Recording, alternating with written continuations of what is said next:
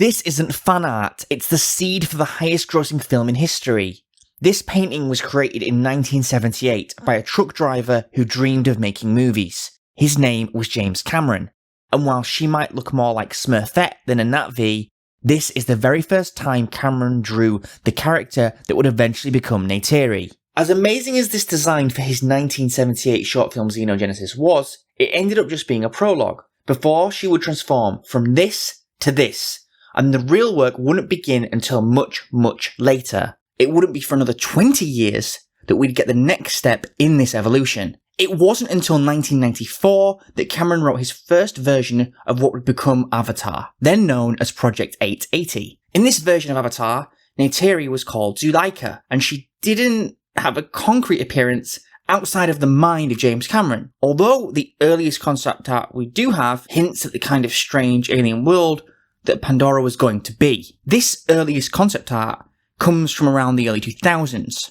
They're very, very alien, worked on by many different concept artists, some at Stan Winston Studios who had worked with Jim before on Terminator and Aliens. We also get an image that's very, very close to Neytiri. James Cameron openly used Corian Chikilche's Pocahontas from the New World as a major reference for Neytiri's look. She herself mentions this in an interview that I can't find the video of, but I have found the audio.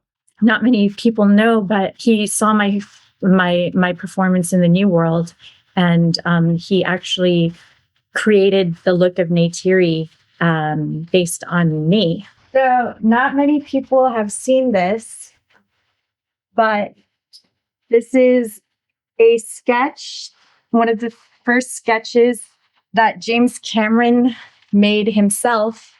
And he wrote me a very sweet note, and he said, "Koryanka, your beauty was my early inspiration for Neytiri.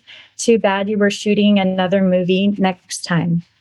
The source for this was a photograph that was in the LA Times as part of the promotion for The New World. There's a young actress named Corianka Kilcher who played Pocahontas in The New World. So this is actually her lower face. She had a very interesting face.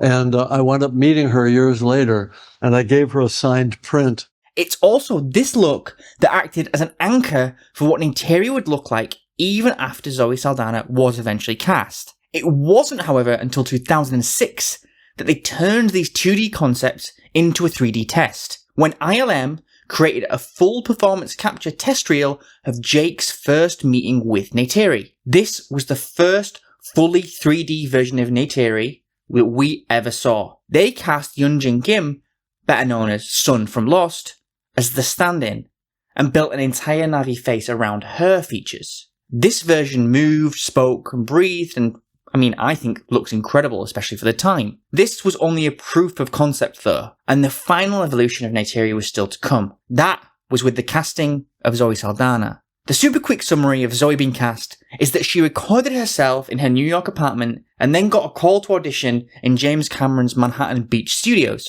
She was told that she only had a few hours to read the script, but she took longer and she got lost on Pandora. Then she auditioned. 2 weeks later, she was cast as Neytiri. Then, the designers and artists spent a full month with over 100 versions fusing Zoe's actual face into these alien templates, some of which you see here.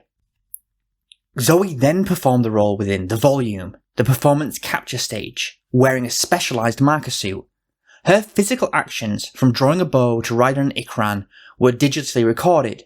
This capture process included her entire facial performance, allowing her specific expressions, snarls, and tears to be translated directly to the 3D model. Weta Digital's visual effects team then integrated this performance data, applying it to the finalised character rig. They adjusted the skin texturing and collaboration to complete the look. From a painting on a 1978 poster to one of sci-fi's most iconic characters. That's the evolution of Neytiri.